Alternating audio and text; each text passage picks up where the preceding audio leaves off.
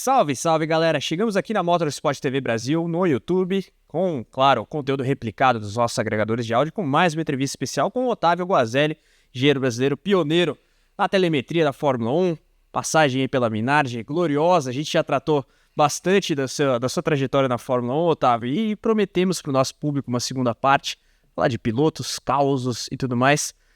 Esse é o propósito desse bate-papo, com a presença de Felipe Mota, apresentador dos canais ESPN. Obrigado demais pela presença de novo aqui com a gente, Otávio. Como prometido, né, cavamos de volta e não era uma promessa, era uma ameaça. É um prazer, uma honra, sem dúvida alguma, estar aqui de novo e contar um pouquinho das coisas e responder as perguntas, sempre uma honra. Felipe, já manda a primeira. Vamos lá, porque realmente a galera pediu, queremos mais. É muito interessante, né? Aconteceu a mesma coisa quando eu entrevistei o Ricardo Penteado na época da pandemia, né? O pessoal, o engenheiro brasileiro, deixa eu ver qual é, né? Deixa eu ver qual é desses caras aí. Começa a ver e fala, putz, que cada história. Então, eu quero começar com uma curiosidade minha, que é... Paddock de automobilismo é a ONU, né? A sala de imprensa é a ONU, as equipes, hoje em dia ainda mais, acho que em sua época, essa coisa de ter um engenheiro, um japonês, espanhol, italiano, brasileiros. Mas, ao mesmo tempo... Quando o pau come, quando a treta, tem essa coisa da cultura, assim, pra dar um exemplo claro, uma vez tive um pau ali com um jornalista francês que o cara soltou vocês são vagabundos, como se não trabalhasse. Eu falei, meu amigo, você é da França, qualquer coisa você faz uma greve, você trabalha 6 horas, a legislação vai trabalhar no Brasil. Então o que eu quero dizer assim, na hora do pau comer, essa coisa vem, e ao mesmo tempo na hora do orgulho, do pertencimento e tal. Então, óbvio, quando a gente fala que é brasileiro, o pessoal fala do futebol, fala do Pelé, fala de modelos, fala da comida, tá. Mas na Fórmula 1, você chega em 88, cara. 88 Nelson acabou de ser tricampeão e é o Senna vindo com tudo. Como era ser brasileiro num paddock na época de Nelson Piquet e Ayrton Senna? E eu queria que você desenvolvesse um pouco essas figuras, assim, como... personalidade, como caráter no sentido de... Porque às vezes a gente fala caráter, o pessoal sempre acha que eu tô procurando o mau cara. Não, caráter de personalidade, de persona. Quando eles andavam no paddock, como eram as figuras Piquet e Senna. Então, a gente sempre teve exatamente isso que você falou, né? Um conceito e um pré-conceito. Um exemplo disso é uma entrevista que o Giancarlo Minardi fez com a Folha de São Paulo, eu acho que foi de 89 para 90, ainda era o Mário Andrade Silva que fazia essa parte, e aí ele falava, olha, essa tecnologia eu pensava em encontrar no Japão, nos Estados Unidos, nem mesmo na Itália, e vim encontrar no Brasil. Então, assumindo essa pré-concepção, e é isso que você falou, né? A gente conversou no primeiro capítulo da nossa conversa. Eles vinham para os testes de pneu no começo da temporada, em fevereiro, em Jacarepaguá. Preâmbulos do carnaval, verão bombando no Brasil, os caras vindo do inverno na Europa, né? Frio, aquela coisa escura e tal. Então, esse choque fazia com que esse conceito, esse preconceito ficasse muito arraigado. Não, a imagem que eu tenho do Brasil é exatamente isso, carnaval, biquínis mínimos, caipirinha, churrascaria, e tinha essas coisas. Então, à medida que a gente foi entrando nesse lado, porque o lado de piloto a gente já tinha tido o Emerson, um sucesso estrondoso, com uma reputação grande, a própria equipe Fittipaldi era muito reputada, Interessante. Celeiro de muita gente, né?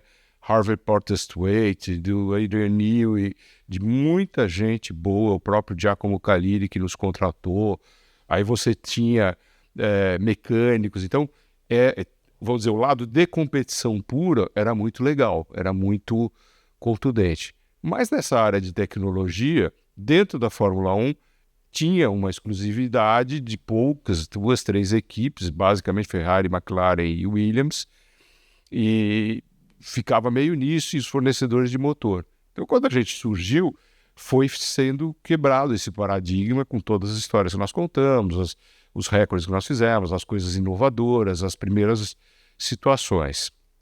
Quando a gente chegou, né, para responder o outro lado, o Ayrton estava naquele momento de, puxa vida, ele é um talento super vencedor, tá quase sendo campeão, será que ele vai ser campeão? Era o 5º ano do Ayrton, né, 88, puxa vida, tá, né, as pessoas tinham uma expectativa, hoje em dia o cara com 21 anos de idade é campeão, mas naquela época os campeões eram mais maduros, eram caras já com mais idade, mais tempo, né, você pensar que um Fangio foi campeão com 44 anos de idade... O Senna estreou com isso. Então, já era precoce, mas tinha essa expectativa. E eram duas figuras assim muito diferentes. O Nelson já muito consolidado, muito o que ele sempre foi, inclusive com a gente. A gente tem um amigo em comum, que é um dos meus irmãos queridos, que é o Carlos Sintra Mauro, o Lua, que todo mundo no meio conhece, que trabalhou muito com o Nelson, fez muita coisa, escreveu boa parte das colunas do Nelson, das histórias que o Nelson contava, né? O Lua é um jornalista e muito reputado no meio, conhecido, e o Lua era muito nosso amigo, nos ajudou demais, fazer backup de banco de dados no fim do ano, vivia muito isso. Então, ele sabia quem nós éramos, mas a gente foi se falar mais para frente, com mais convívio. E o Ayrton, a gente tinha uma interface um pouco maior, pelo fato de sermos de São Paulo, da gente conhecer o Leonardo, o irmão dele. O Léo mexia com coisas de software, de automação, tinha umas brincadeiras assim, e se aproximou um pouco mais da gente. Então a gente tinha um convívio com os dois. Uma coisa que eu posso reportar assim, os caras trabalhando em pista eram extremamente profissionais, extremamente dedicados, os dois, não tinha o que falar. Eu pego as provas FOCA que a gente comentou, que eram períodos de treino que começava da segunda à quinta-feira, das 8 da manhã às 6 da tarde, e esses caras nas grandes equipes rodavam o tempo inteiro. Então eu vi eles testarem, desenvolver, por exemplo, a suspensão ativa da Williams, que atingiu o ápice em 93, naquele campeonato do Prost, aquele carro fabuloso, né, que era o carro todo ativo. O Nelson começou a desenvolver aquilo em 86. Com erros e acertos, a gente viu muitas coisas que, ao ser desenvolvida, tinha... E ele trabalhou intensamente, ele era um grande desenvolvedor, um cara que entendia profundamente. Então, ambos tinham uma dedicação profissional muito grande e, obviamente, o Ayrton já muito mais programado para a mídia, sabendo da importância disso, já tendo um apelo grande, né, e a própria Rede Globo apoiando muito, vindo atrás... E o Nelson no estilo dele, já campeão do mundo, tricampeão do mundo consagrado, ficava muito na dele, né? Ele sofreu muito na época do Chico Serra, na Fórmula 3 na Inglaterra, em que ele ganhou detonando, inventou um monte de coisa, e parte da mídia brasileira dava mais crédito ao Chico Serra, porque eu gosto do Chico, sou amigo dele, mas eram histórias que me contavam, né? Eu não vivi isso na Fórmula 3 deles. Mas isso a gente tem até um vídeo no canal, só para quem estiver assistindo tá contextualizado. O Chico já tinha um trabalho de assessoria, que eu acho que era a própria mãe do Chico. Exatamente. E aí chegava o material, naquela época não tinha internet, não tinha nada, chegava o material de um e do Nelson não chegava nada. E o Castilho de Andrade, jornalista, ele conta que onde foi o grande erro da imprensa ali. Obviamente você tem que trabalhar com algum material, o material chegava para você. Só que chegava ali, sei lá, Chico Serra terceiro, por exemplo, Nelson ganhava, e o abre era Chico Serra terceiro, vírgula, Nelson ganha a corrida. Aí roda pé. É isso, aí na hora, peraí gente, então contextualizando. Então criou, né, essa situação que o Nelson dava atenção e ele era um profissional de automobilismo, ele não estava ali para fazer nada. Já o Ayrton empenhou, ambos são muito brasileiros, entendeu? Então... não existe essa dicotomia, não. Mas o Ayrton encarnou um momento de Brasil muito forte e, óbvio, a mídia mundial, nesse momento, duelo dele com o Prost, que foi épico, né? E foi um benefício para a mídia da Fórmula 1, porque é o duelo medieval dos cavaleiros medievais, né? Que é o homem contra o homem, e isso galvanizou o país numa época em que o futebol... a gente achava que naquela época o futebol estava ruim, né?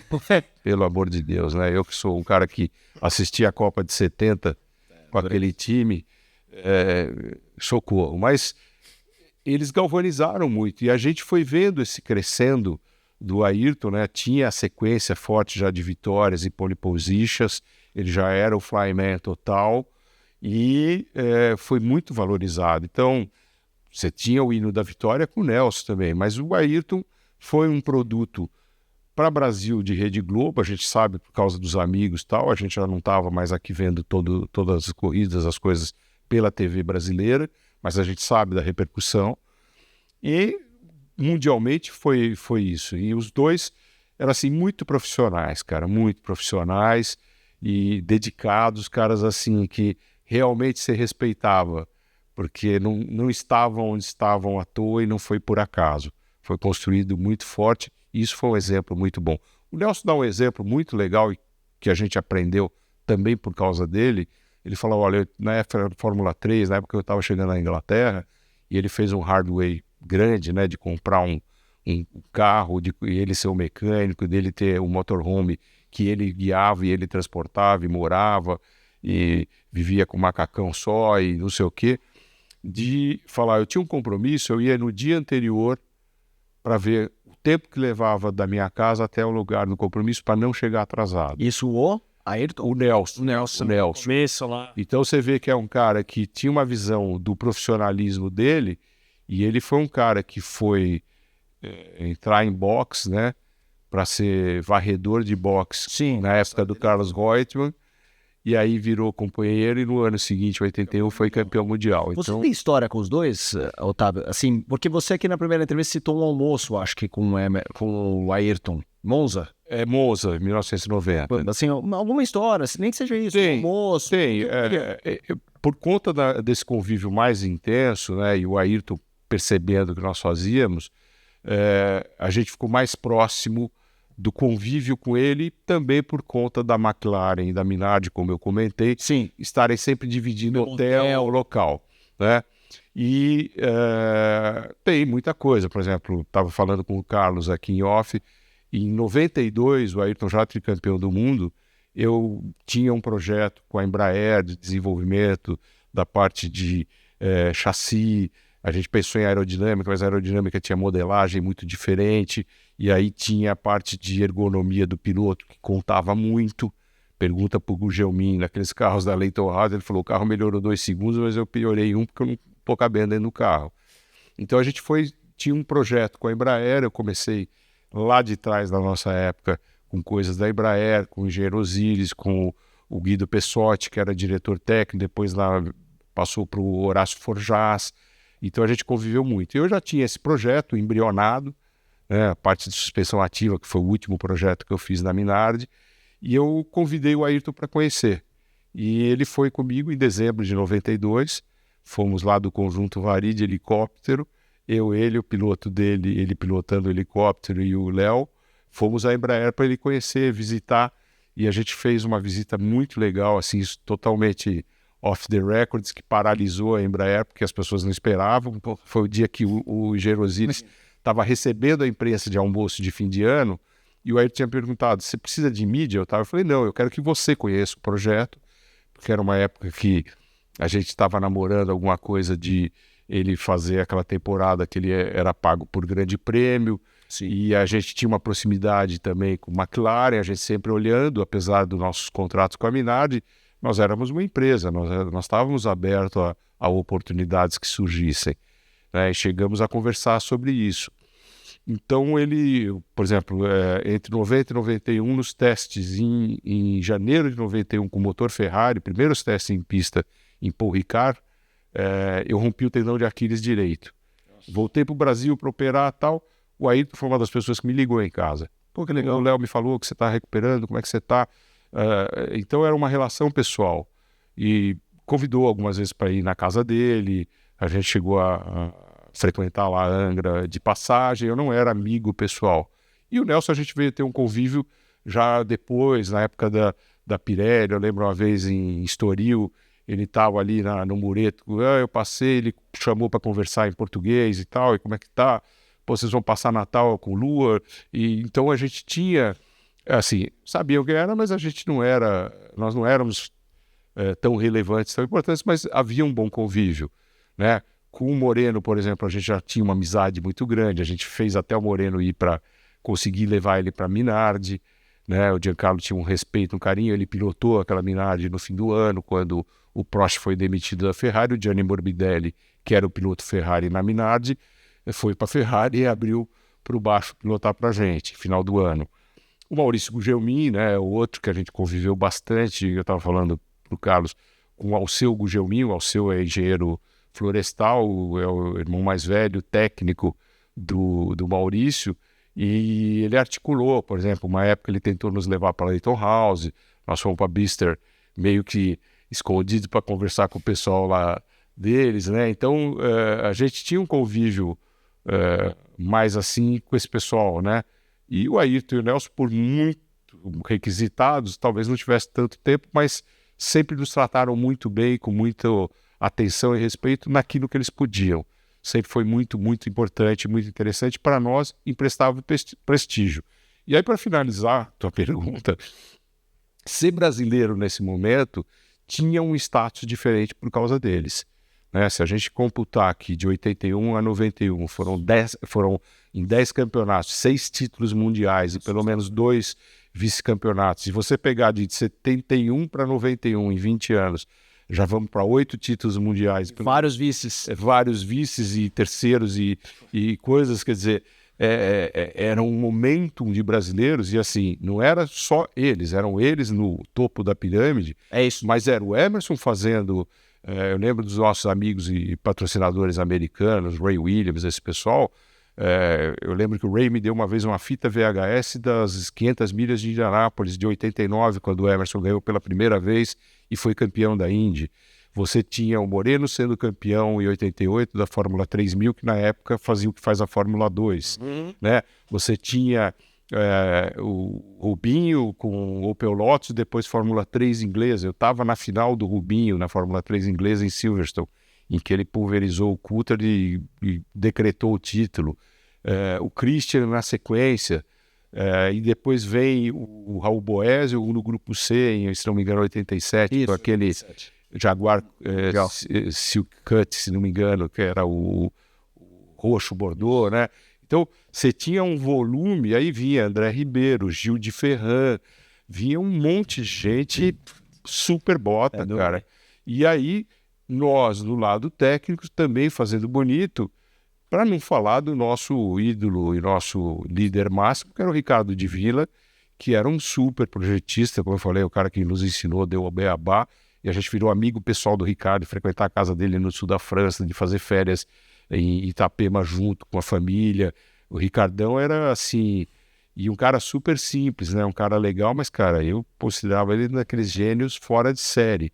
Então, isso tudo foi dando uma consistência no nosso convívio dentro desse ambiente, e esse prestígio, como eu falei, o Ayrton não havia ganho o Monza, faz a pole position, veio almoçar com a gente na Minardi, 6 horas da tarde, basicamente para, num ato de grandiosidade, emprestar o prestígio dele. Né? Foi isso mesmo? Foi, porque não tinha outro motivo. Fomos eu, ele e o Fernando que almoçamos, fizeram um almoço 6 horas da tarde, a gente almoçava às 3h30, vou almoçar com meus amigos, né, brasileiros da Minardi. E óbvio, isso dava uma repercussão absurda. Né? Porque quando o cara sai, é tipo o pó de perilim pim-pim, né? Quando o cara sai, todo mundo olha e fala, quem são esses caras? Né? E a gente quem não soubesse. E a gente quem já sabe. tinha uma reputação com a mídia italiana, evidentemente, todos os grandes jornalistas, por causa do convívio da Minardi. A Minardi sempre teve o melhor catering, tinha café expresso, tinha os parmigiano, reggiano aberto. Então a Minardi sempre foi uma referência e assim, para quem viveu em pista, você fala... Isso faz diferença. Pô, eu vou passar 3, 4 dias lá, mas vou filar um rango que é maravilhoso. E a gente teve 2 grandes cozinheiros na Minardi, o Quinto e o Daniele, que foram caras assim, numa cozinha de acampamento. Os caras, por exemplo, em Imola, que era o nosso grande prêmio de casa, que tinha o Giancarlo que hospedar parentes, amigos, patrocinadores, era o nosso grande prêmio pesado, era Imola. Fazia palifeno ao ragu, que é uma pasta italiana, quem conhece vai lembrar, fazia 440 refeições por dia. Entendeu? Então era assim. E muita gente, o próprio Ayrton, vinha filaboia lá. Então, assim, a gente era visível, e à medida que você começa a pôr computador na pista, começamos a ter isso direto. os caras vinham, tinha plasticidade, tinha assunto, pô, a minha análise evoluindo, então foi um momento muito mágico em que ser brasileiro tinha muito prestígio, obviamente 90% por causa da força deles, mas a gente fez um papel legal e também falava, pô, tem o lado técnico também que é muito bacana. Então, foi um momento muito mágico, assim, daquelas coisas que quem viveu, viveu, né? Porque É único. é um momento raro, né? Quem mais ia filar a boia? Cara, Muito importante agora. além de grande parte dos jornalistas, o Ayrton sempre foi um comensal frequentador, porque se você imaginar assim, nada Você quer comparar, né, o catering da Minardi dos italianos ou da McLaren dos ingleses? É duro, hein? aquela coisa do beef and chips e tudo com o mesmo gosto, que pese que para os patrocinadores era diferente, mas a comida deles era geralmente uma empresa só que fazia para todos os ingleses. Numa época, acho que foi 89, teve uma situação engraçada, a AGS francesa, a gente começou a trocar o motorhome. Então a gente ia comer francês na motorhome da AGS e eles iam comer italiano. Nossa, excelente. Uma brincadeira que fez.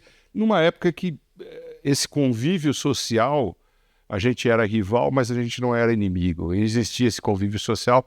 Isso foi uma brincadeira que foi feita, não sei nem por onde, eu sei que um dia falaram, oh, agora nós vamos esse grande prêmio, vamos comer só na AGS. Ainda bem que fizeram com os franceses e os ingleses. Porque era justamente essa brincadeira. Nós, né, latinos aí, franceses e italianos sabemos comer e esses caras aí não sabem comer direito. Mas vinha muita gente, signatários, vinha gente, atores de cinema, né? Nós tivemos um episódio em Phoenix, para lembrar, a gente tinha a preliminar da Fórmula 1, era uma corrida de turismo meio tipo Canam. Não era a Canam, mas era tipo Canam. E o patrocinador dessa equipe que a gente hospedava, que ficava na frente dos nossos boxes, usando o apoio, por coincidência era o mesmo pessoal do Ray Williams, que patrocinava lá as coisas desse pessoal da Ed, e o Ray veio falar, falou, tem problema de parar ali? Um dos pilotos desse carro era o tal do Paul Newman. O ator. Que legal. Sempre foi... Gosta. Como o Steve McQueen foi dono de equipe, né? Patrão do Christian. O Christian... Amigão, eu lembro uma vez que depois na Fórmula Indy, eu fui visitar lá em Fontana, que era o Marlboro Challenger, a última corrida do ano, antes de eu entrar na Fórmula Indy, né? Eu fiz 98 a Indy. Aí o Christian estava ali no puleiro, aí eu fui lá, ele estava dando autógrafo assim, sem olhar. Aí eu bati e falei, o senhor não podia preencher um cheque para mim? Eu pus a dedicatória. Ele falou, pô, Otávio. Aí me apresentou para o Paul Newman, eu falei, eu sou fã total, né, do Paul Newman, como piloto e como ator, não há dúvida. E aí eu falei, eu já conheci o senhor lá em Phoenix. E quando ele veio para esse episódio de Phoenix, o Ray falou, só que ele não pode tratar ele como movie star. Ele quer ser tratado como piloto. E ele tinha um engenheiro daqueles metido americano insuportáveis que queria ver os dados de telemetria da pista, e a gente já tinha. E aí eu lembro do Paul Newman vir com ele, o Pierluigi Martini, fazer um briefing da pista de dados que a Fórmula 1 usava, que eram referências para o carro deles. Eu lembro do Alain Delon indo comer na Minardi, e tanta gente, tem foto, acho que do Pierluigi com o Giancarlo e o Alain Delon. Então, a Fórmula 1 sempre foi muito frequentada, né? O George Harrison, o Beatle, sempre foi frequentador, amigo do Emerson, entendeu? Você então, viu o George Harrison? Eu cheguei a vê-lo, né? Em Mônaco, em mais de um lugar, mas nunca me aproximei. E eu sou bitomaníaco também. Mas tinha muito disso, né? A gente também se aprende a respeitar o espaço do cara e ver, mas assim, a frequência na Minardi, até por conta dessa questão do catering, de toda a simpatia e a receptividade, sempre foi muito universal. Então você queria levar alguém lá para fazer uma boa figura, e a gente não podia beber, mas bebia, né, um vinhozinho, mas você queria levar alguém para fazer uma graça, fazer algo dentro do paddock bacana, era lá. Então, Mônaco, por exemplo, o paddock ficava perto da área da garagem do museu, porque os boxes são já eram, hoje é pequeno, mas já era péssimo naquela época, pequeno demais. Eu lembro de Monza, que o box era fechado, você só entrava por trás, tinha uma mureta, e depois em 90 fizeram a reforma em Monza, aí você entrava dentro da garagem pela frente. Então teve muita evolução nesse sentido que era muito interessante, né? Otávio, medo em pista, assim, você pegou 88 e 93, não morreu ninguém. Infelizmente, quando você sai, morrem o Ratzenberger e o Senna. Mas é um período de acidentes graves. Sim. Tenta descrever pra gente, assim, sensação de falar, cara, quando teve um pau, ou de ouvir um estampido, ou fumaça, porque às vezes pode ter fogo, ou a sirene.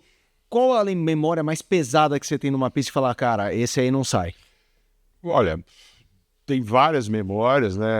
Philip Strafe no acidente do Rio, as provas de pneu, muito contundentes, mas muito contundentes, que eu me lembro, tiveram pelo menos duas, que foi em 89, o Gerhard Berger de Ferrari, saindo da Tamburello, e a gente tinha um monitor de televisão dentro do box, né, que a gente via a transmissão dentro do box, e entra naquela curva à esquerda, e tinha uma vegetação enorme, né, árvores altíssimas, e a gente está olhando o monitor, ele sai, bate, e é muito rápido, mas deu uns 2 ou 3 segundos, aí o carro pega fogo, a Ferrari pega fogo.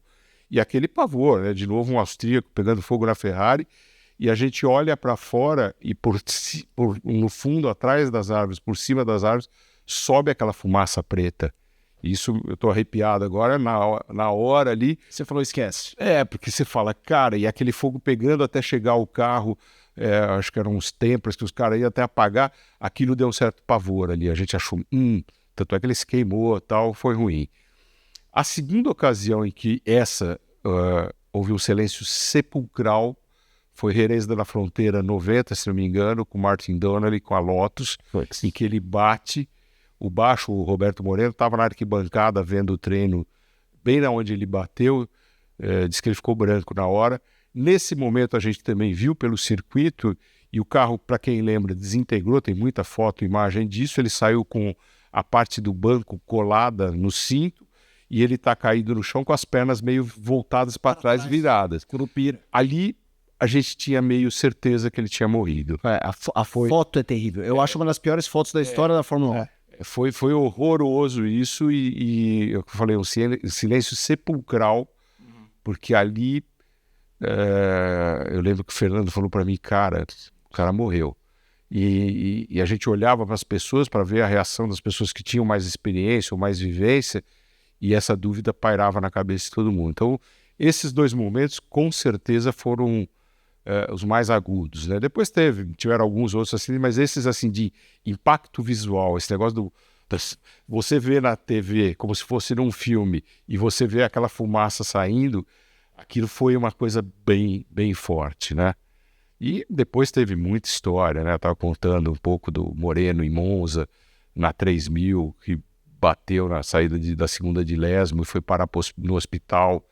A gente estava indo para Mônaco, né? E ele falou, passe em Monza, eu vou junto com vocês. E estava o Piuí, que é um amigo deles, do Nelson, acompanhando esses treinos da 3000. A gente chegou e ficamos esperando.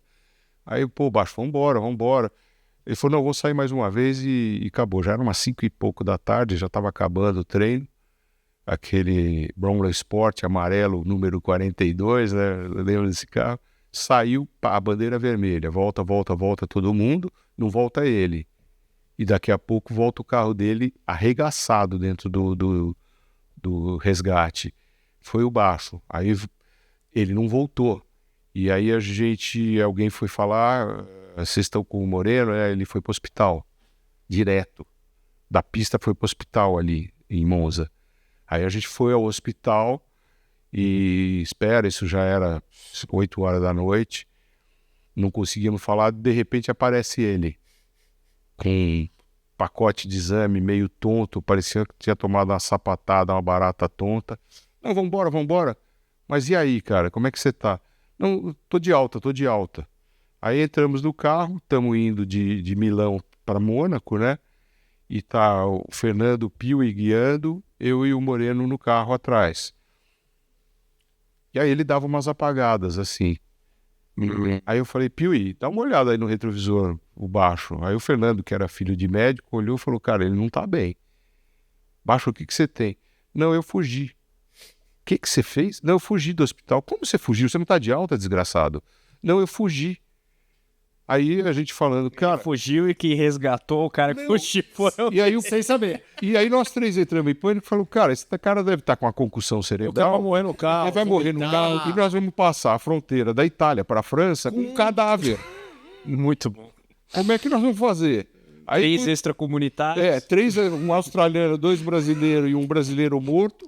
Eu contei essa história. Ele lembra dessa história, ele dava risada. Tô de alta. Que tá de alta, seu maluco? E aí largamos ele no apartamento que ele morava em Mônaco. Então essa foi uma história também assustadora, mas mais divertida. E por aí vai, né? Tem essas coisas do convívio do bastidor em pista, nosso e dos outros. Sim, os melhores. Que vão dando aí, fazem a vida ter o sabor, né? Ele falou do acidente do Berger, né? Tem inclusive no motorsport.com uma foto muito icônica. Eu não lembro se foi o Schlegelmich, algum deles lá da época, que tirou a foto de uma equipe num box vendo o acidente. É justamente essa cena, a chama subindo assim, bem impactante. Sobre a Imola 94, Otávio, o que você conseguiu apurar? E você já estava fora da Fórmula 1, né? Como é que foi? Essa é uma das, vamos dizer, satisfações amargas que eu tenho, né? Pela, óbvio, morte do Ayrton, mas não ter estado na pista naquele momento. Na sua pista de casa. Na minha pista de casa, eu morava em Lugo de Romanha, na Via Fabrete 32, a 6 quilômetros de Imola. Quando o vento vinha de lá para cá, você ouvia os carros, como eu via na minha casa em Interlagos, né? Eu morei muitos anos em Interlagos. Então, assim, até me perguntaram, né? Você sabe, você viu? Eu nunca vi os dados, mas eu conversei com quem viu. E a gente sabe de um monte de história, do problema da barra de direção, do problema do pneu ter diminuído de pressão, que era relevante em função do Pace Car ser um carro de passeio e não um carro de corrida preparado, da pressão que o Ayrton tinha, do problema que aquele carro era. Ele era um carro understeer e oversteer em curvas diferentes. Aí ele saía de frente ou saía de traseira, dependendo da curva, e o carro tem uma tendência geralmente única. O carro de tração traseira normalmente é substersante, quer dizer, ele sai de frente. E esse carro tinha esse problema da geometria, porque o carro 93, que era a suspensão ativa, era um carro fenomenal, que se adaptava, e ele só conseguia ter competição, como foi em Donington Park, num dia de chuva, em que nem o Prost, nem o Damon eram excepcionais, e o carro perdia um pouco daquela vantagem que ele tinha de otimizar o conjunto suspensão e aerodinâmica no melhor da otimização, né? O Williams conseguiu o estado de arte. E quando ele voltou para a suspensão puramente mecânica, o carro saiu ruim. Tanto é que o Ayrton, logo nos primeiros treinos, falou, pô, fizeram besteira no meu carro. Não foi essa expressão que ele usou, mas... Cagaram, né? E bem no meu carro, ele que tinha feito o primeiro teste numa Williams, né? Lá em 84, né? 83, quando foi campeão da Fórmula 3, e tentou muitas vezes, porque a Williams sempre foi uma mega equipe, né? Ela não ganhou vários títulos ali em 85, 86 por causa da briga e do acidente do Frank Williams, né? Que desbaratinou um pouco a equipe. O Nelson não se dava com o Patrick Head, embora ele tenha sido o cara que desenvolveu a suspensão ativa. Então, assim, eu ouvi muita história e ouvi relatos das pessoas sobriamente. Vocês devem lembrar que na Itália um acidente fatal em pista, declarado em pista, deveria parar a competição. O Patrick, que ficou meu amigo depois, levei o Patrick à Embraer também. Uma época eu era cicerone de gente da Fórmula 1 na Embraer. Os caras acho que não me aguentavam mais, mas eu acho a Embraer um supra-sumo da tecnologia, da capacidade brasileira, e eles ficavam muito impressionados. Todos eles. Interessante. E o Patrick e o Frank Williams ficaram 10 anos sem aparecer na Itália, com medo de serem presos, né? Eles não iam ao Grande Prêmio, nem em Monza, nem em Imola. Então, assim, é uma história que a gente não gosta de lembrar, mas são fatos, o próprio erro da pista, tanto de geometria como para a condição que os carros foram tendo, porque você teve uma sequência de acidentes ali, não foram os únicos. Você tinha acidente na Fórmula 3, você tinha acidente no esporte protótipo, você tinha acidente no turismo, você tinha acidente no endurance. De Fórmula 1, Piquet, Berger. Exatamente. Então, tinha o problema da ondulação da pista, porque ela é uma pista plana numa curva com as ondulações, tem o problema de atrás do muro ter o rio, que o Ayrton e o Berger foram lá e falou, pô, não dá para mudar. Aí os caras resolvem meter uma chicane, né? Então, assim, é um conjunto da obra muito ruim. O ângulo que bateu na parede, bateu na cabeça, os caras falaram, o Ayrton não se machucou, mas a caixa craniana dele pulverizou, né? E é aquela coisa, tinha que ser e foi.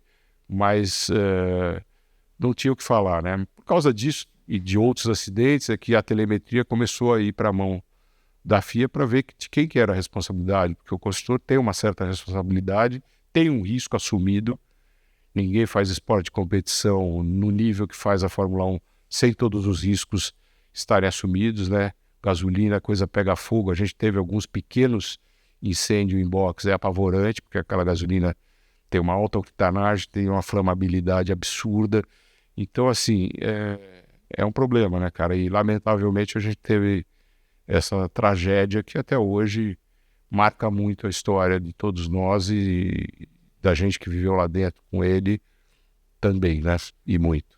Você tinha alguma pergunta? Não, eu vou mudar de assunto, se você quiser. Manda bala.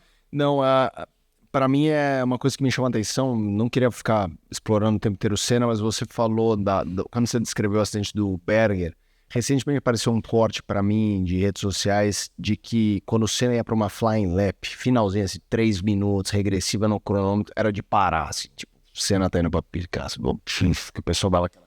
Era isso. Uma flying lap do Senna era, sei lá, se a gente falou dos Beatles, era o Jimi Hendrix solando, era a Gisele Bündchen desfilando, assim, cara, para, que a gente vai ver, algo vai acontecer aqui. Isso foi sabido e ele fazia isso para não ter possibilidade de ninguém fazer mais nenhuma volta, mas assim, a pista é muito dinâmica e você sabe que qualquer coisa que acontecer, porque os carros estão rodando, né? Tem outros caras na pista, você está acompanhando o tráfego. Era uma época meio pré-GPS, então você não tinha um monitoramento exatamente do tráfego na pista. A gente tinha uma avaliação, um monitoramento, mas não sabia exatamente quem estava onde, como e de que jeito. Se o cara estava reduzindo para se lançar numa flying lap, se ele estava já na flying lap dele. Então esses 2 minutos e assim, você sabia que entre ele sair do box, fazer a volta de lançamento e abrir o cronômetro, e ele tinha que abrir esse cronômetro antes do último segundo da bandeira quadriculada que encerrava o treino. Se ele passasse na bandeira quadriculada, ele qualquer um já não valia a volta. E aí você sabia que, ali são 2 minutos e 21 segundos para isso acontecer em condições normais de pressão e temperatura. O cara saía do box com 2 minutos e 23. A margem mínima, para também não dar oportunidade para os outros. E à medida que isso foi virando um modus operandi, né? 65 pole position, agora estouraram esses recordes, mas na época... São incomparáveis ainda.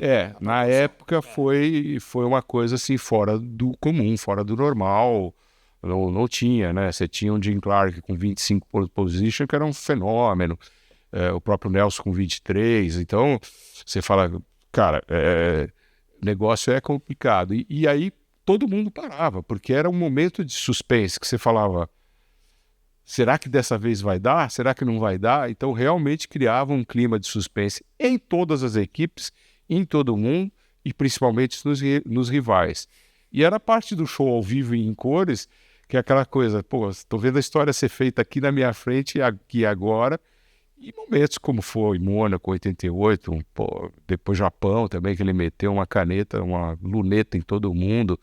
No 88, aquela declaração dele que estava vendo que estava num túnel e tal, deu umas declarações que no meio são polêmicas, né? E que o Prost tira um sarro, fala, o cara falou que viu Deus, eu fiquei com medo, apavorado e não sei o quê, mas realmente era muito emocionante. E isso galvanizava, porque muito público, né? Obviamente, no sábado, nos treinos de classificação. E aquilo virou um show à parte dentro do show, sem dúvida alguma. E a gente, como brasileiro, torcendo, né, e a gente vendo aquilo acontecer, era muito, realmente emocionante dentro da pista, porque na pista você está vendo as coisas acontecerem, os carros, os barulhos, os ruídos, os cheiros, a garoa que começa ou não começa, coisas que às vezes as pessoas não percebem, a própria mídia que está reportando capta depois, mas a gente que estava 100% antenado via isso acontecendo. Era realmente fantástico. Muito bom, velho, ter esse depoimento, né? Porque o lance ali do tempo mínimo para abrir a volta e o quão calculado era para ele realmente ferrar não só com o Prost, mas com todos os outros. Agora, queria perguntar, Otávio, de outros pilotos assim que você viu tão geniais quanto, né? Se é que é possível, o próprio Prost é um deles, Nelson e tudo mais, e aqueles que você viu um lado técnico mais apurado, como é o Nelson, né? Tido aí como um engenheiro piloto que de fato era. Olha, muitos deles tinham essa pegada, né? E puxavam para esse lado. Então você pega, por exemplo, na minha equipe, na Minardi, você tinha um Pierluigi Martini, que era um cara muito bem formado, muito técnico, era um puro racer, mas que pensava muito no acerto do carro. E você percebe isso muito nas conversas do piloto com o engenheiro. A gente tinha o circuito fechado, a gente sempre estava de fone para poder intervir para qualquer coisa do nosso lado, e aí você via esses briefings. O próprio Moreno é um cara, até porque era herdeiro, né, e treinado pelo Nelson e fez uma carreira também, era um cara muito técnico, que mesmo quando foi para os Estados Unidos, tem histórias dele fantásticas. Ele foi companheiro de equipe do Michael Andretti, sem o dinheiro do Michael, e aí ele tinha que fazer classificação com um jogo de pneu para ganhar o próximo jogo. Tinha gente muito, muito boa, tecnicamente. Você já pega um oposto, que é, por exemplo, o Mansell, que é um puro racer, né, que é um cara de velocidade e tal. Mas esses do perfil técnico, tinha alguns que puxavam muito para esse lado. O Maurício também era um cara que puxava muito para a técnica, desde o kartismo, pelo irmão ser engenheiro e por analisar dados, e pela própria amizade, influência do Ayrton. Eles moraram juntos na Inglaterra, né? Então você acaba se espelhando no outro cara. E à medida que o advento da aquisição de dados e da telemetria foi espalhando pelas equipes, os caras foram aperfeiçoando esse método. Pô, se o cara come macarrão e anda bem, eu vou comer macarrão também. Se o cara analisa dado e tem um desempenho melhor, e aí começou a entrar um perfil que hoje é absoluto, né? O cara que não tiver essa formação, esse preparo, não está capacitado para andar no automobilismo em geral, mas na Fórmula 1 em especial. Tem uma pergunta especial de um cara que você citou na sua entrevista, nessa entrevista aqui no começo. Eu acho que você conheceu na Fórmula 1 e fora dela, mas você pegou chegando na Fórmula 1, que é o Rubinho Barrichello, que é uma carreira, para mim, incrível, uma história incrível, né, de altos e baixos, e muito única. Mas como foi a chegada do Rubinho à Fórmula 1? Porque eu ouvi já relatos de que quando o Rubinho chega à Fórmula 1, até depois de ter sido campeão, dessa como é, taca que ele deu no Coulthard na Fórmula 3 inglesa e tal, que o pessoal olhava pro Rubinho como algo muito especial chegando. Assim, que era um cara que falava, pô, esse aí não é bobo, esse cara é bom. Como foi a chegada do Barrichello à Fórmula 1? Eu acho que foi bem esse perfil, né, de verem, porque ele teve um desempenho na Opel Lotus e depois na Fórmula 3 inglesa, que sempre foi o parâmetro da Fórmula 1, excepcionais. Tão excepcionais e tão fora de série quanto os seus antecessores, e a gente tem que lembrar que teve 10, 12, 13 pilotos brasileiros campeões da Fórmula 3 inglesa, né? Os caras deviam falar, pô, é insuportável, mais um brasileiro. E ele teve um desempenho fora de série.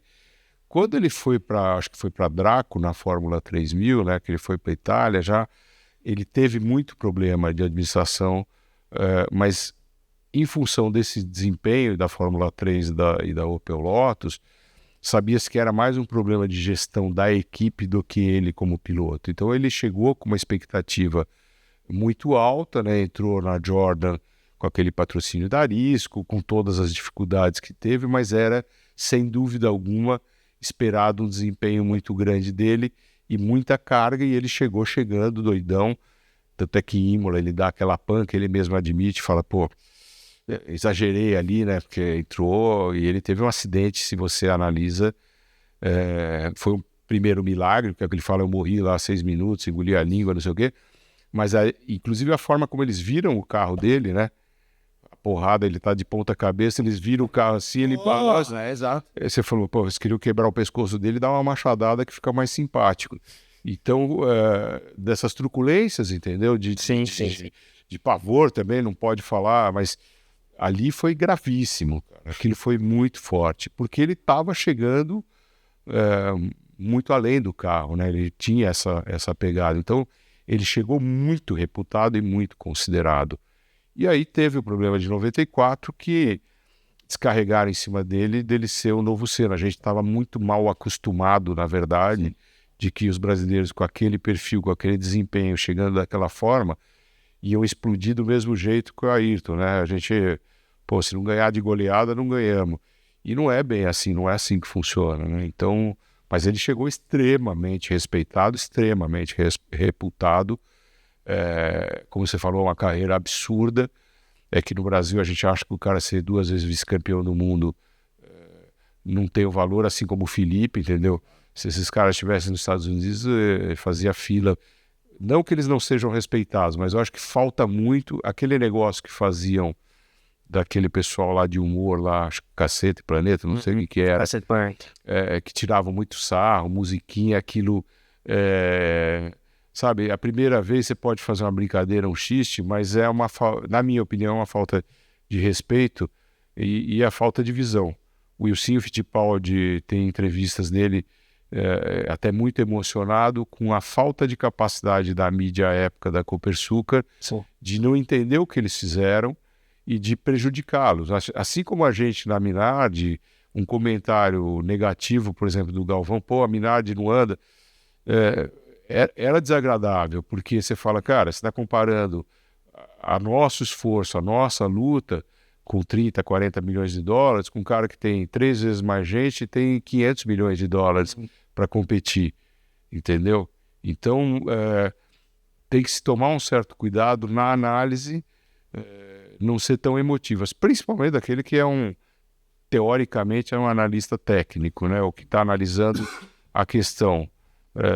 E isso, obviamente, que você pega boa parte da mídia italiana, mais emocional, mas a mídia inglesa muito mais científica, fra virgolette, como se diz em italiano, entre aspas, viam nele um talento absurdo pelo que ele havia feito nessas categorias chegando, sem dúvida. Eu queria perguntar da relação com essa leva de pilotos aí dos anos 90, mas você abriu um gancho interessante, que é a maneira com a qual a Minardi era recebida no Brasil, né? Citou o exemplo do Galvão, mas de maneira ampla, assim, às vezes era vista de olho torto. Como é que era isso para vocês dentro da equipe, especialmente para você brasileiro, mas lá na Itália imagino que também tivesse algum...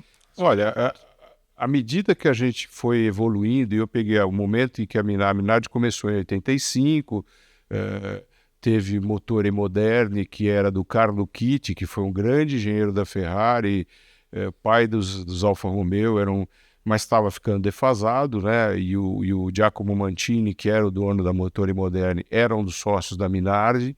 Então a Minardi teve um desempenho muito ruim.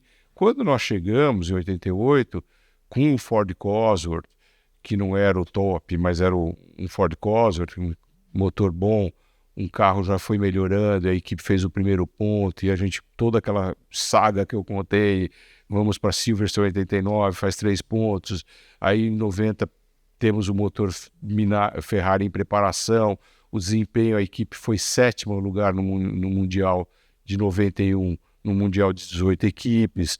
Então, começou a ser muito respeitada na Itália, e a nossa grande rival era a Scuderia Itália, que era o Lucchini, com todo o apoio da Dallara. A Dallara é um fenômeno, é fantástica, é uma fábrica absurda, super técnica, né? O Gianpaolo Dallara é um engenheiro top desses mega, mas a Minardi era muito respeitada. E no Brasil a gente começou, talvez até por conta da nossa participação, começou a desenvolver um respeito, inclusive da mídia, das pessoas levarem a sério, começaram a ter acesso, começaram a ver o trabalho que era feito, entender o que é feito, né? Porque parece que é por acaso. Eu tenho um filho de 17 anos, o Bruno, que é percussionista, tem ouvido absoluto, tá tocando bateria. Cara, eu não tenho dom nenhum de fazer papum, mas esses caras treinam, ele faz lá, a gente mora em Ubatuba, ele faz lá a banda lira, o coreto, faz a não sei o quê. Eles ensaiam, são músicos profissionais, são músicos bons, ele é garoto, tá desenvolvendo. Aí vai tocar, você fala, pô, tocou muito bem. Cara, treinou pra caramba, ensaiou pra caramba, se esforçou o tempo todo, tem que aprender, tem que fazer. Então, nada acontece assim por acaso. Uma Minardi não começa a andar no pelotão com os recursos que tinha, por acaso e por à toa. É o que eu falei, não por nossa causa, mas também por nossa culpa.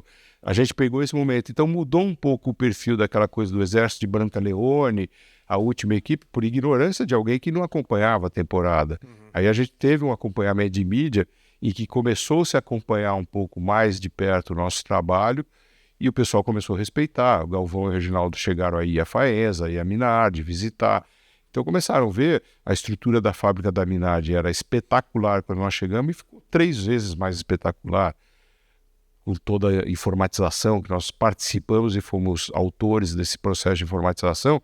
Então era de muito respeito, entendeu? E eu acho que isso foi muito legal e o carinho aqui no Brasil era muito grande. A gente pode dizer que nessa época você tinha Nelson e Ayrton lá em cima, mas a Minardi era o time do coração B dos brasileiros por verem isso aí que a gente fazia e por entender que era algo promissor, né? Então eu nunca tive esse pré-conceito, esse conceito negativo da minha percepção, de forma alguma. Otávio, uma pergunta muito pessoal. Para mim, no caso, não é uma pergunta da sua vida pessoal, mas embora seja também porque está aliada à questão profissional. Eu acho que a gente faz muito debate aqui sobre qual o melhor piloto, qual piloto sem títulos melhor e bababá. E uma vez a gente fez um debate fora do ar, que um dia faremos no ar, que é qual legado envelheceu ou envelhece pior, por N motivos. E para mim, acho que dá para falar isso de uma forma global, não apenas no Brasil, mas o Prost é um cara que é menor do que foi, na minha opinião. Assim, o legado dele, para mim o Prost é gigante. É isso que eu quero dizer. E ele é menos reconhecido do que deveria, na minha opinião. Eu queria que você falasse um pouco sobre o Prost. Cara, o Prost, por mais, vamos dizer, animosidade brasileira como torcedor que nós tivéssemos, eu como profissional dentro das equipes, eu te falei, eu vi ele, Nelson, Ayrton e tantos outros trabalharem profundamente, esse francês manteve uma média de velocidade absurda, ele era rápido demais. Ele é um cara que aprendeu com toda aquela cultura francesa. Outro dia eu vi uma foto, você tinha 10, 12 pilotos franceses, Depailler, Tambay, Pironi, Jabouille, o esforço de desenvolvimento da Renault, que é de tirar o chapéu admirável, uma empresa de engenharia de motor e de equipe relevante, marcante na Fórmula 1 no final dos anos 70. Ele é fruto dessa escola, né? Foi o primeiro piloto francês campeão do mundo, a gente não pode esquecer disso. E único. E o único, né? Tetracampeão. E rivalizou com o Niki Lauda, né? Ele pegou o Lauda já no final, mas o Lauda sendo campeão em cima dele em 84, na McLaren. Deitou e rolou 85, 86 na briga da Williams com mais dificuldade, então você mostra o talento e a capacidade dele de administrar. Ele era um piloto absurdamente fantástico, um cara pequeno de tamanho, então o body frame dele, né, o tamanho corporal dele de jockey, de mini jockey era excepcional, né, e isso facilitava, mas ele era um cara muito consciente, muito cerebral, sabendo talvez das suas deficiências, nunca era um cara ousado na chuva porque ele não gostava, e eu não vou me arriscar e eu prefiro... Mas é irrefutável dizer que o cara era um absurdo de talento e eu concordo com o seu raciocínio. O fato é que a gente no Brasil e no mundo inteiro a polemização dele com o Ayrton, do cara mais novo que está chegando, o National Kid para os japoneses, né, o herói samurai, todo esse fenômeno de mídia, o Ayrton batendo e fazendo coisas, o Prost fala, ele não queria ganhar de mim, ele queria me destruir. E essa referência, a própria Viviane sempre fala isso nas entrevistas, quando ela fala do Prost, essa referência para o Ayrton foi fundamental. E o Prost fala, você não pode falar da minha vida sem falar da dele, da dele sem mim. Foi um momento mágico para a mídia, para a imprensa da Fórmula 1, né? O Bernie fala, cara, se eu tivesse tido outro duelo, Ayrton, Prost, como foi aquilo, porque você tinha, nos anos 70, né, no meu começo de ver Fórmula 1, de ver automobilismo, com o Emerson e o Jack Stewart e tal, mas não era nesse nível, você tinha uma mais atenuado. Mas, cara, e aí isso faz, em tese, diminuir o Prost, que eu concordo com você, ele é um cara que nunca se acidentou grave, ele é um cara que envelheceu bem, né? Não tem lesões, não tem nada. Fantástico, fenomenal, quantidade de vitórias também guardada a proporção da época que ele estava. 51.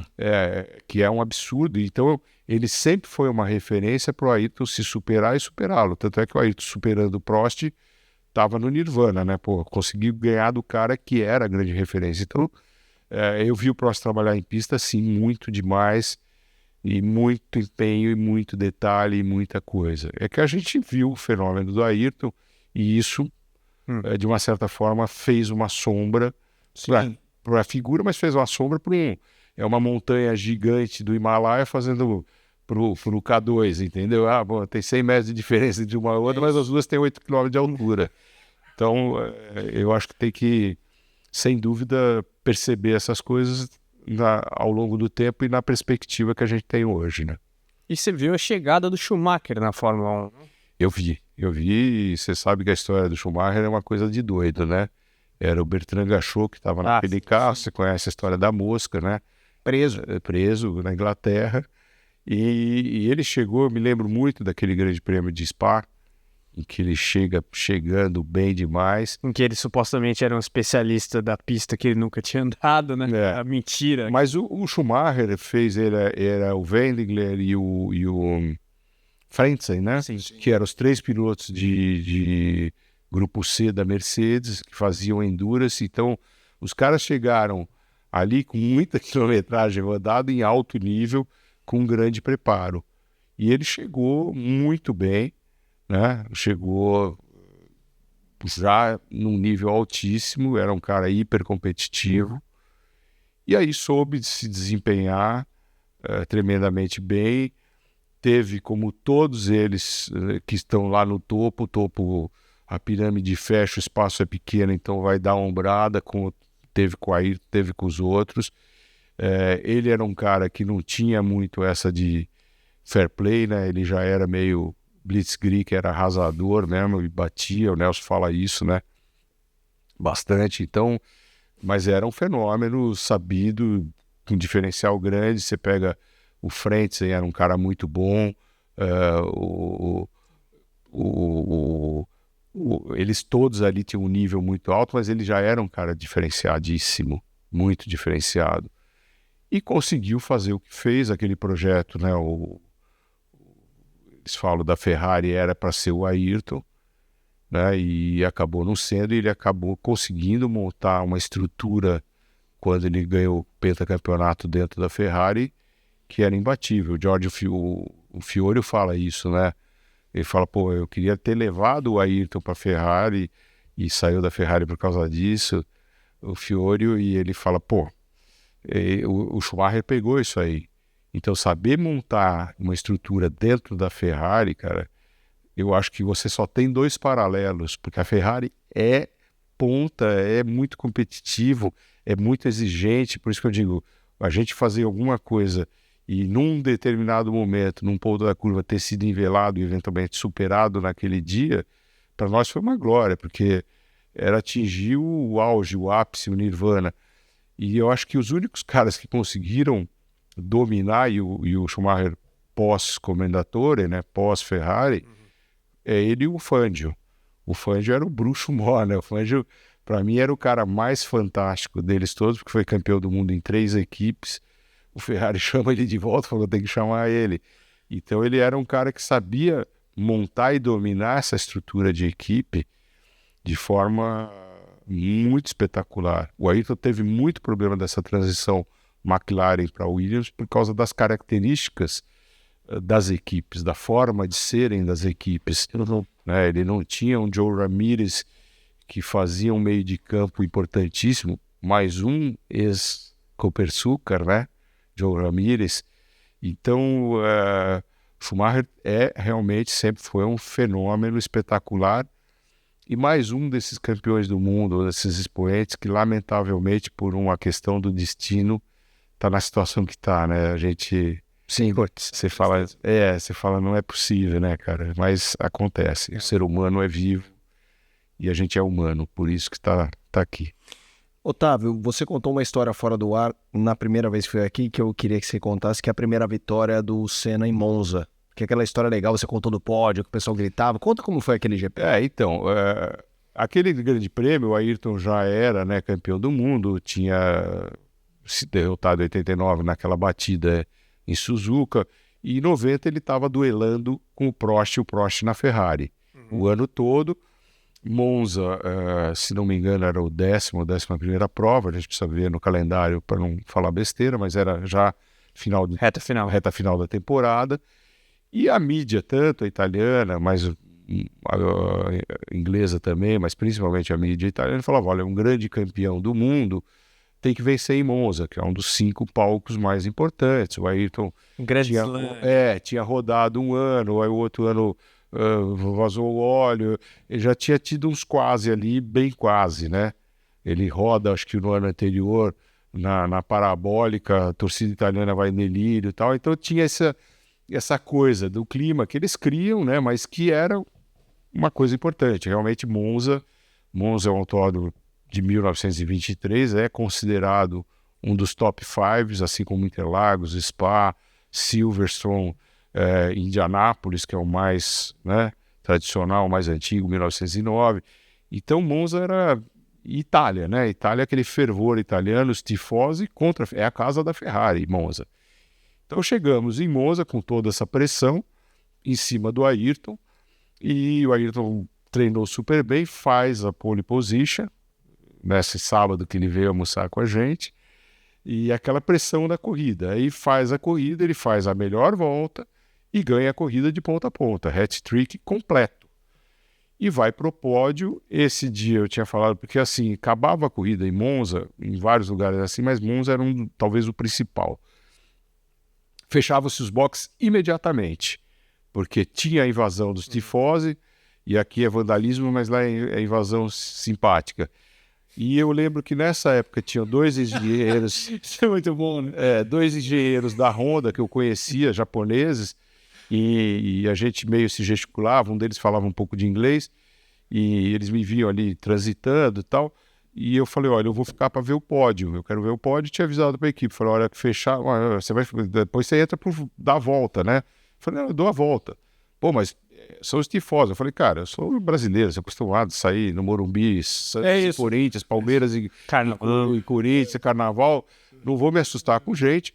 Eu só guardei a credencial, assim, qualquer coisa que alguém quisesse, estava com a roupa da Minardi, mas muita gente tem roupa esportiva e tal, e esses 2 engenheiros japoneses vieram ficar comigo. Aí foi isso, passou, bandeirada, fecha os boxes, já eram os boxes novos de Monza, né, com a pantográfica, tudo, e aí vem aquela turba. Aí vai para o pódio e... Isso é 91, né? 90. Então era Senna na McLaren, Prost na Ferrari. E em segundo de Ferrari, na casa da Ferrari. E aí os tifosi lotado, aí então vai, né? E eles cantavam assim, Senna, vive il santo brasiliano, avá fanculo, que é aquele amor e ódio, né? Do coisa... Mas Lavanculo porque ganhou aqui na Monza, mas posse demais. Exatamente, aquela coisa assim. E eu lembro que os japoneses ficaram estupefatos e realmente é um clima, é uma coisa assim, milhares de pessoas, né? 10, 12 mil pessoas ali, das 100 mil que estavam no autódromo, ali no embaixo ali do pódio. Aí depois nós voltamos, entramos, tinha um portão, e com as credenciais você entrava, mas foi um momento assim de calor, de loucura, dos tifose, dessa paixão.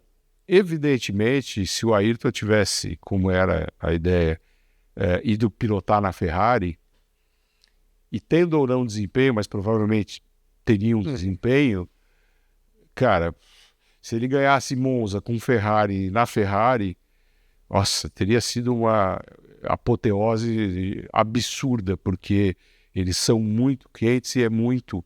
Eu, como sempre fui, do ponto de vista de competição, não de respeito técnico, mas de competição, um anti-Ferrari, eu sou Minardi, é uma força gigantesca, é uma coisa futebolística ali, entendeu? A rivalidade e o orgulho e o prazer, porque a Ferrari é um absurdo, né? A Ferrari é um nome mundial, não existe, na minha opinião, Fórmula 1 sem Ferrari, e não existe a Ferrari sem estar na Fórmula 1. Já falaram isso, já tentaram, eu acho inviável, entendeu? O dia que tirar a Ferrari da Fórmula 1, esquece a Fórmula 1, virou uma outra coisa. Então a Ferrari é a maior número de títulos, maior número de títulos de piloto, maior número de vitórias.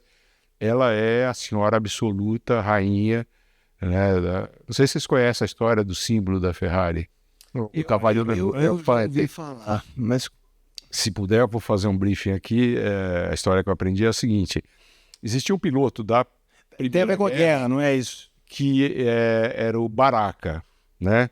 E o Baraka tinha o cavalinho rampante no avião dele, que era um avião da Primeira Guerra, um triplano, e ele é de uma região que é Lugo de Romanha, que é na Emília-Romanha. Por coincidência, eu morei e a gente fez os primeiros testes de pista de aeroporto, que eram os strip tests que a gente começou a fazer para a aerodinâmica do carro, em Lugo.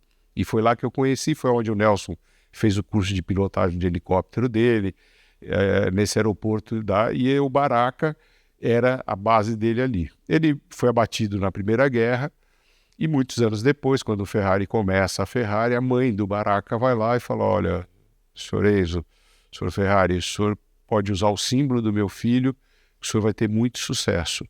E aí ele estampa o Cavallino Nero, porque o do Baraka era branco, estampa o Cavallino Nero em cima do fundo amarelo, que é a cor de Módena. E aí virou o símbolo do Cavallino Rompante. A história é essa. Muito legal. Esporte é cultura, né? Esporte, isso você e tem a questão das cores dos carros de cada país, tem um monte de coisa atrás. O símbolo da BMW, né? A hélice com o céu. Aliás, eu queria pegar o gancho de Ferrari, Otávio, para explorar um pouco mais da sua relação, ou seja, de trabalho, de, enfim, fã, inclusive, apesar de competidor, né? E nesse sentido, a história que você contou ali da batalha de telemetria com o Luca de Montezemolo no último episódio foi muito legal, mas você teve ali a história com a Ferrari Driver Academy.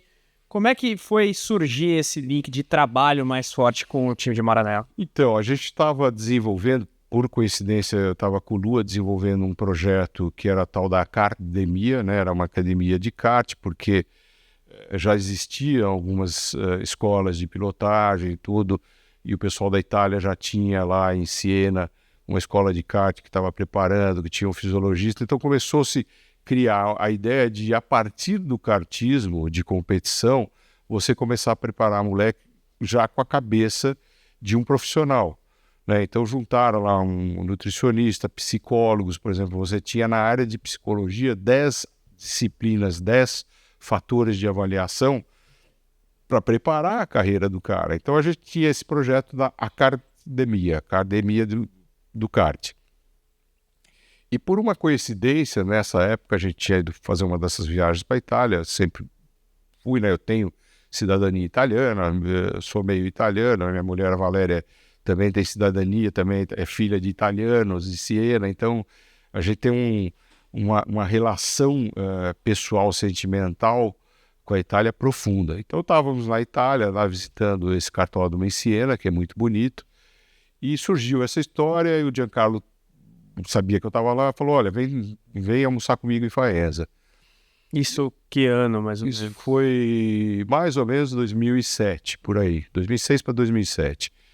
E aí fomos lá conversar com ele, e ele tinha me convidado para ir num evento com ele, com a mulher dele, com a Mara. Ele ia fazer uma apresentação de fim de ano para alguém, falou: você vem comigo. né? Não me convidou, me obrigou. Eu falei, não, vou, lógico que vamos. E aí a gente falou, e o Giancarlo já estava falando alguma coisa de preparar pilotos. Sempre foi a vocação da Minardi, né, de fazer. O Alonso é o melhor subproduto da cultura Minardi, né? E aí eu falei, olha, a gente tem esse negócio da academia. Ele falou, olha, eu vou ter um encontro com o Luca Baldisserri. O Baldisserri está deixando de fazer a parte de logística e eles estão pensando em montar um negócio da academia da Ferrari. Ele talvez fique interessado nisso. E a gente tinha ido visitar algumas fábricas de kart na Itália, que são ali na região do Vêneto, são as 3 principais. E eu tinha uma parceria lá com o Mirko Sguerzoni, que é da Intrepid, que é uma das 3 tops. E a gente ia visitar uma feira ali perto de kart, que tem, inclusive tinha um kart de 6 rodas, imitando a Tyrrell, a P40. Eu tenho essas fotos, depois eu mando para vocês mostrarem pro pessoal. E aí ele falou, eu nunca fui ver uma corrida de kart, o Giancarlo falou. Eu falei, pô, cara, você tem que ir lá ver. E aí ele falou, então, se a gente encontrasse com o Luca lá em Montechiari, nessa feira de kart? Eu falei, vê se ele quer ir. Aí combinamos e encontramos. E era do André, era aquele piloto da Maserati, que fazia para eles. Ele tinha um motorhome lá, ele falou, vocês podem vir no meu motorhome e conversar. E o Giancarlo falou, olha, o Luca é um Ferrari, assim, é coisa de 10 minutos, hein, Otávio, não é para se alongar. Tá bem. Vou lá, eu tinha levado um laptop, aí o Luca aceitou, tchau, ele já me conhecia, veio de pista, né, mas é aquela coisa. E o que você tem? Eu falei, não, nós estamos montando um esquema assim, do kartismo, tal, porque a gente vai fazer essa base, mostra aqui para mim. Aí eu comecei a mostrar e foi aquela conversa de 4 horas, e que ele falou, vamos incorporar isso na Ferrari Driver Academy, porque a Ferrari Driver Academy ia pegar o moleque saindo do kartismo, daquelas 5 categorias em escala ascendente, que o cara vai de 11 aos 15 anos, e eles tinham lá a ATI, né, Automóvel Clube da Itália, baixado a idade de 16 para 15 anos para o cara poder guiar carro de competição na pista. Então, ia ser a Fórmula Abarth, né, que depois o Felipe trouxe para o Brasil, e hoje é o que é a Fórmula 4, essa categoria de entrada, né, no monoposto. O foco da Ferrari era só Fórmula, e dentro da academia a gente tinha um espectro de carreiras de pilotagem mais amplo. O cara vai ficar com 1,90 m. Pô, talvez ele dê para o Endurance, mas ele não dá para Fórmula. Ele é um cara bom de rally, mas ele talvez não seja bom no esporte. Então a gente bolou esse plano de carreira, eram 27 disciplinas, inclusive telemetria. Aí a gente bolou lá comigo com esse negócio dos karts, e aí fizemos um contrato. Eu tenho uma foto saindo lá da equipe, né, da Fórmula 1, que é na Via Ascari 52-53, que é onde fica a Fórmula 1, né? Não é ali do lado do restaurante que a maioria das pessoas vê lá em Maranello. Você falou o último campeão francês, o Prost, o último campeão italiano. O último campeão italiano, Alberto Ascari, né? 52-53. E a gente assinou esse acordo. E aí a minha ideia sempre foi trazer uma versão, porque a ideia era a gente abrir várias Ferrari Drivers Academy no mundo. Na nossa contabilidade, você tinha que ter 1.000 moleques entrando por ano no kartismo de base, na fase lúdica de 8 a 10 anos.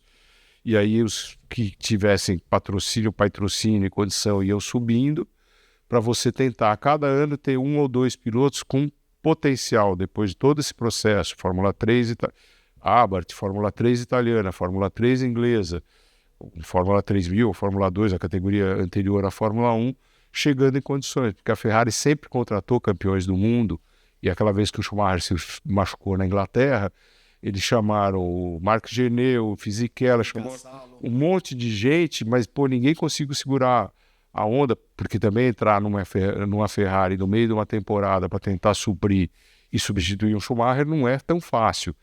E a Ferrari sempre teve um custo muito alto ao contratar esses grandes campeões do mundo, mas não era só o problema de dinheiro, era o problema de desempenho.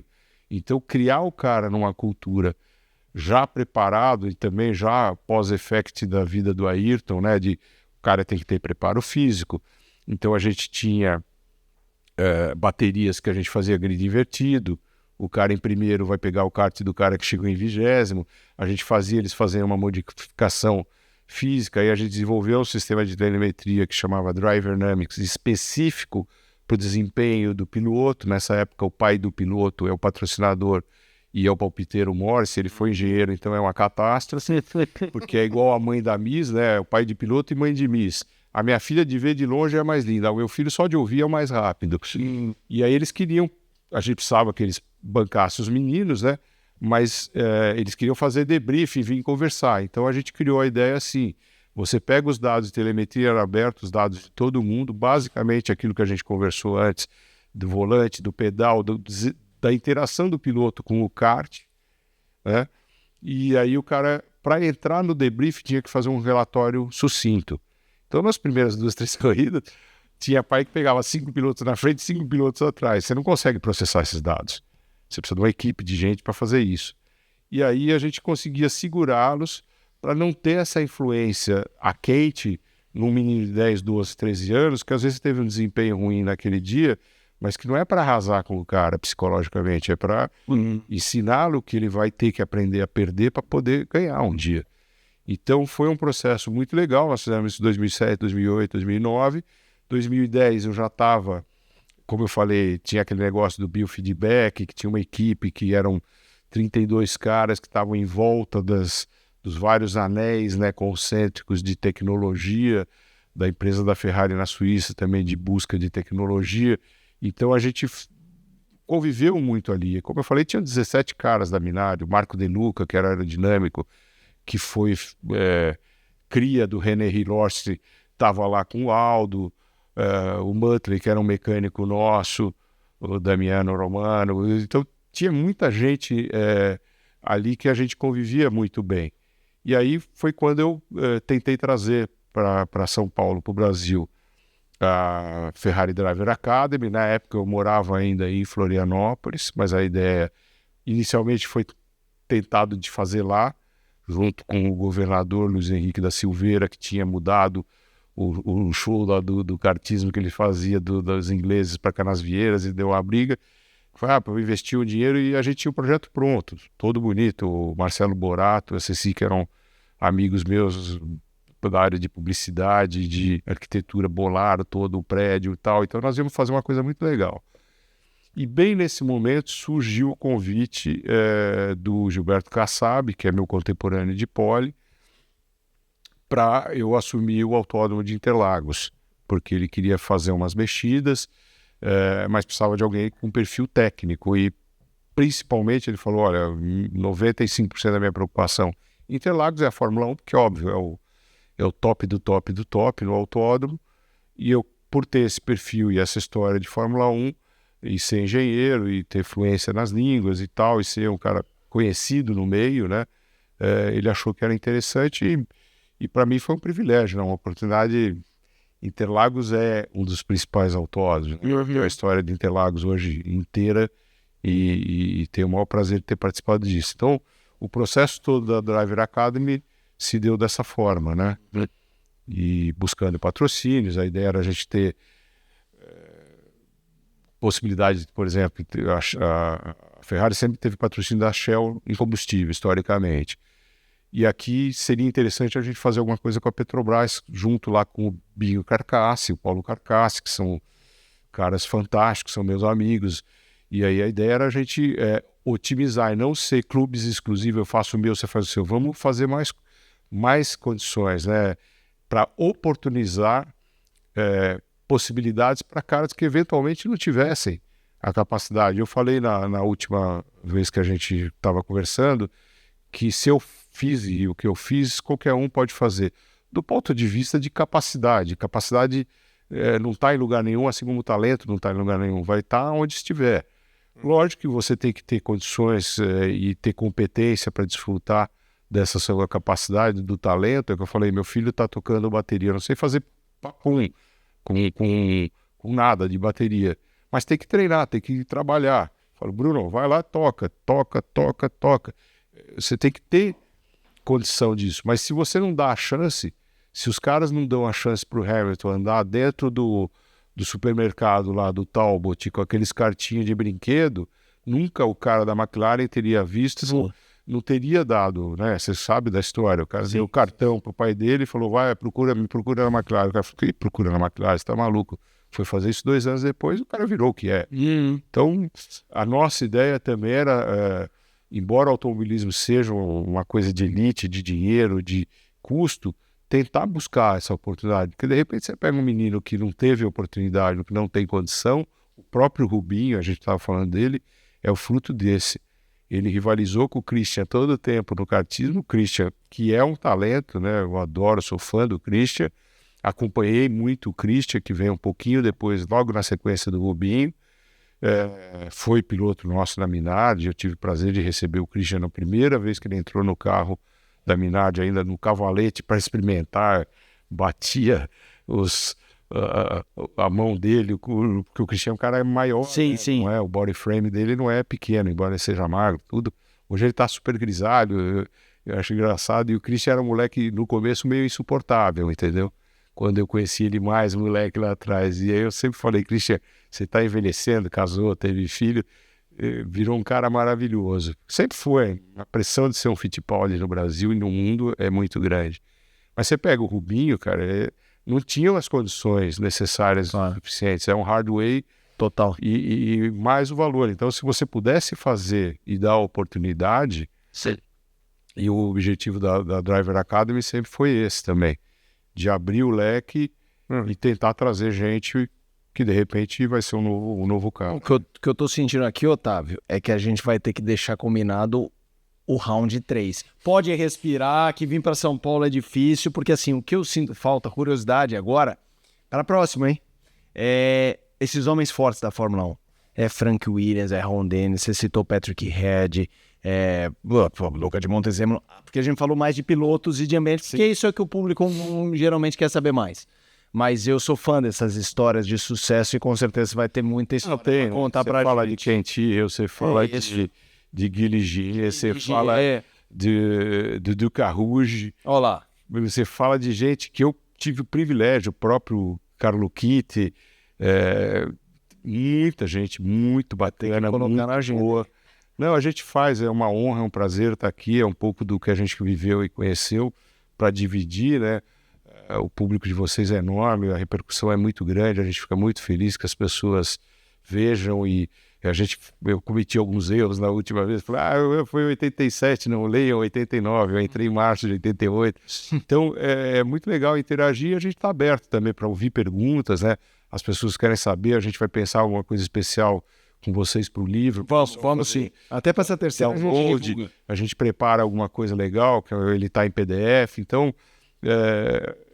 conhecimento, interação. Estou lá no Clube dos Engenheiros Politécnicos, né? Na Associação dos Engenheiros Politécnicos, o pessoal pergunta, temos lá um fórum só de automobilismo, então é muito legal lá.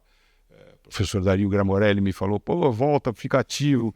Então eu acho que assim, a gente tem que trocar informações, trocar conhecimento, para que tem muita gente de talento no Brasil, tem muita capacidade no país. Eu sou um brasileiro, embora tenha cidadania italiana e tenha vivido em vários lugares e várias coisas, fã do Brasil, acredito. Eu estou com vários projetos que a gente está fazendo, que depois a gente pode também contar. Claro. Telemetria para Marinha, game. Nós estamos fazendo um game em tempo real fantástico, Play for Real, com o Thiago Taranto, que é um parceiraço nosso. Então tem muita coisa que precisa de gente, precisa de talento, né? A gente quer trazer esse pessoal junto com a gente e o que a gente puder dividir de história é sempre um prazer. Sem dúvida, a terceira já está pré-marcada. Round 3. Otávio, obrigado demais. Eu que agradeço novamente. Prazer, uma honra. Nos encontrar em breve novamente. Galera, fica mais uma aula aqui com o Otávio Guazelli. Você que está com a gente, não esqueça de deixar a curtida, se inscrever, ativar as notificações. Teremos mais bate-papos pela frente. Um abraço. Tchau, tchau.